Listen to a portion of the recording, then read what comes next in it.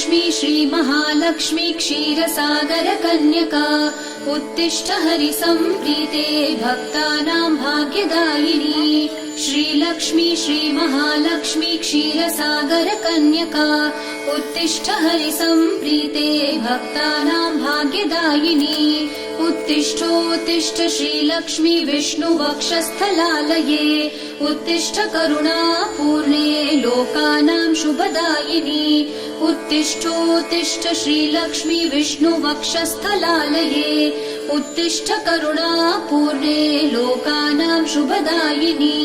श्रीपद्ममध्यवसिते वरपद्मनेत्रे श्रीपद्महस्तचिरपूजित पद्मपादे श्रीपद्मजातजननी शुभपद्मवक्त्रे श्रीलक्ष्मी भक्तवरदे तव सुप्रभातम्।